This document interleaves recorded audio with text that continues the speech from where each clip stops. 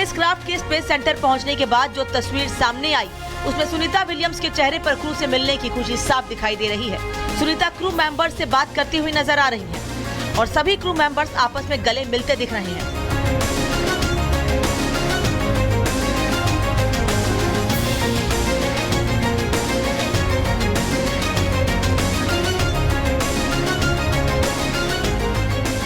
यहाँ क्रू 9 और क्रू 10 के बीच हैंडओवर प्रक्रिया होगी। ये प्रक्रिया 19 मार्च तक खत्म हो सकती है, जिसके बाद चारों अंतरिक्ष यात्री इंटरनेशनल स्पेस सेंटर से रवाना होंगे। ड्रैगन स्पेसक्राफ्ट की लैंडिंग अटलांटिक महासागर में होगी। नासा और स्पेसएक्स अनडॉकिंग से लेकर स्प्लैश डाउन की प्रक्रिया की निगरानी करेंगे। यहाँ अब लग रहा है कि सुनीता विलियम्स और उनके फेलो एस्ट्रोनॉट बुच विल्मोर वापस धरती पर आ जाएंगे सेफली इंटरनेशनल स्पेस स्टेशन से, और ये होने वाला है लगभग 19 तारीख के आसपास। हम सबको पता है कि सुनीता विलियम्स महीनों से अंतरिक्ष में फंस गई थी। वो बोइंग के एक स्टारलाइनर जो अंतरिक्ष यान है उस पर गई और वहीं पे फंस गई क्योंकि उनका जो यान था वो क्षतिग्रस्त हो गया और वो इंटरनेशनल स्पेस स्टेशन पे फंस गई महीनों के लिए। उनके रेस्क्यू के लिए जिस व्यक्ति ने दारोमदार जिस पर था वो थे इलॉन मस्क और ट्रम्प की जोड़ी ने इसको कर दिखाने के बिल्कुल करीब पहुंच चुके हैं। और इलॉन मस्क ने इस पर जो काम था वो सितंबर पिछले साल में ही शुरू कर दिया था। अंतरिक्ष यात्री सुनीता विलियम्स और बुच विल्मोर पिछले 9 महीनों से अंतरिक्ष में इंटरनेशनल स्पेस सेंटर में फंसे हुए हैं। बोइंग के स्टारलाइनर स्पेसक्राफ्ट में केवल 8 दिनों के लिए अंतर्राष्ट्रीय अंतरिक्ष स्टेशन गए थे, लेकिन स्टारलाइनर में आई तकनीकी खराबी के कारण वो लौट नहीं सके। डोनाल्ड ट्रंप के आदेश के बाद मस्क ने सुनीता की सुरक्षित वापसी की कमान खुद अपने हाथों में ली। मस्क के सबसे सुरक्षित अंतरिक्ष यान से सुनीता धरती पर लौटेगी, जिस पर पूरी दुनिया की नजरें टिकी हुई हैं। Bureau report, Republic Bharat. और चलिए बात करते हैं उत्तराखंड की, जहां चारधाम यात्रा में गैर हिंदुओं की एंट्री को लेकर के एक बार फिर से सियासी संग्राम जो है वो छिड़ गया है। और यहां पर बीजेपी विधायक ने खास तौर पर इसको लेकर के चिट्ठी लिखी है और ये मांग की है कि गैर हिंदुओं की प्रवेश पर बैन होना चाहिए। पूरा मामला क्या है, रिपोर्ट के जरिए दिखाते हैं।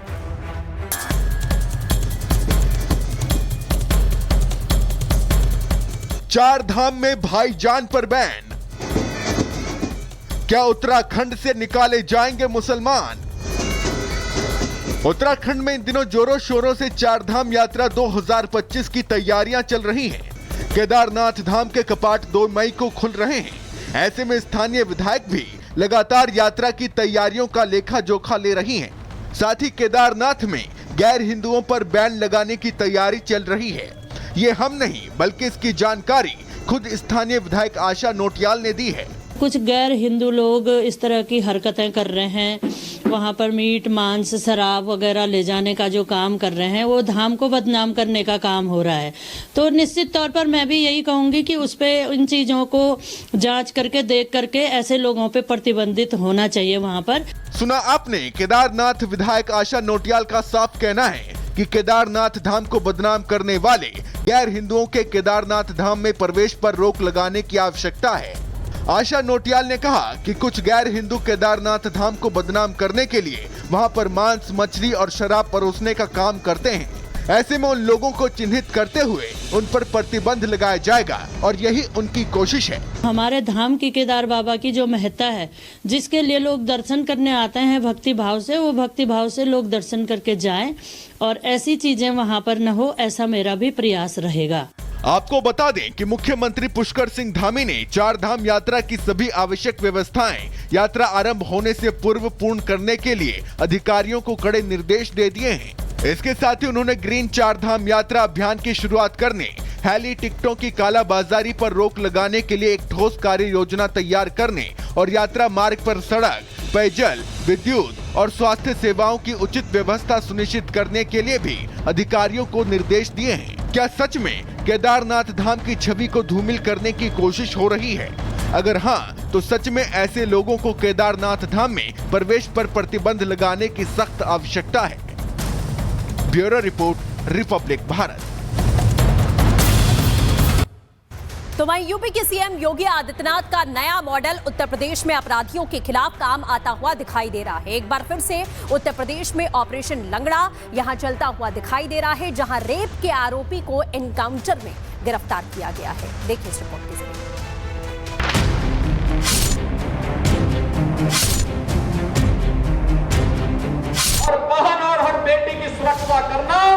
इस सरकार का कार्य है, सरकार उसको भी करेगी। माफिया अगर सिर उठाने का दुस्साहस करेगा तो उसको मिट्टी में मिलाने का काम भी सरकार करेगी। मुख्यमंत्री योगी आदित्यनाथ की जीरो टॉलरेंस की नीति के तहत उत्तर प्रदेश में अपराध और अपराधियों पर पुलिस का कड़ा प्रहार जारी है और UP police full action mode में है। एक बार फिर पुलिस ने बदमाशों को सबक सिखाया है। तस्वीरों में दिख रहे जगहों के नाम बेशक अलग अलग हों, लेकिन अपराधियों का अपराध एक ही है और अंजाम भी लगभग एक जैसा ही है। दोनों ही अपराधियों को पुलिस ने ऑपरेशन लंगड़ा में खुद के पैर पर चलने के लायक भी नहीं छोड़ा। पहले इस बदमाश को देख लीजिए, ये है मोहम्मद सरजू, जिसने 6 साल की मासूम बच्ची के साथ हैवानियत की, उसके साथ रेप किया। शोर सुनकर जब मां पहुंची तो बेटी बेसुध पड़ी थी, जिसके बाद बच्ची को अस्पताल में भर्ती कराया गया। जब मामला सामने आया तब तक आरोपी फरार हो चुका था, लेकिन पुलिस ने आरोपी मोहम्मद सरजू को 24 घंटे के भीतर ही धर दबोचा। मोहम्मद सरजू ट्रेन पकड़कर भागने की फिराक में था। जैसे ही पुलिस को आरोपी के भागने की खबर मिली, पुलिस मौके पर पहुंची, जिसके बाद बदमाश ने पुलिस से बचने के लिए फायरिंग शुरू कर दी। जवाबी कार्रवाई में मोहम्मद सरजू घायल हो गया, जिसे इलाज के लिए अस्पताल में भर्ती कराया गया है। एक नाबालिग लड़की के साथ दुष्कर्म की घटना का जो मुख्य नामजद अभियुक्त है मोहम्मद सरजू, वो यहाँ हैनीमैन क्रॉसिंग के पास खरगापुर में किसी ट्रेन को पकड़ने की फिराक में यहाँ से निकलने के प्रयास में है। इस घटना का संज्ञान लेते हुए जो मुकदमे के अनावरण के लिए हमारी ऑलरेडी टीमें काम कर रही थी, वो मौके पे पहुंची और उन्होंने उसे रोकने का प्रयास किया। इस प्रयास पे उसने पुलिस पे आक्रामक होकर फायरिंग कर दी।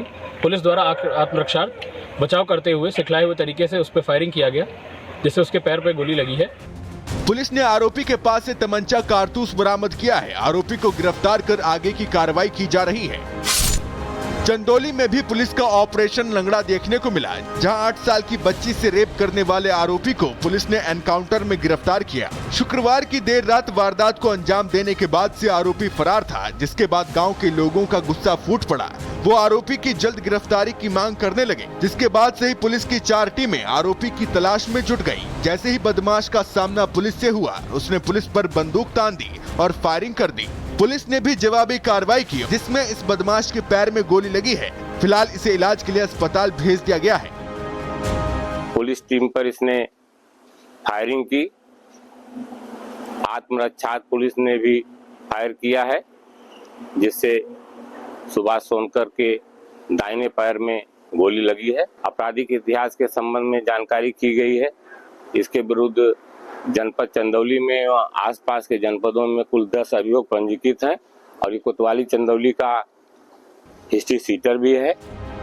आरोपी का नाम सुभाष सोनकर है, जो कि एक हिस्ट्री शीटर है, जिस पर कई केस दर्ज थे। इसकी गिरफ्तारी पुलिस के लिए बड़ी सफलता मानी जा रही है। Bureau report, Republic Bharat.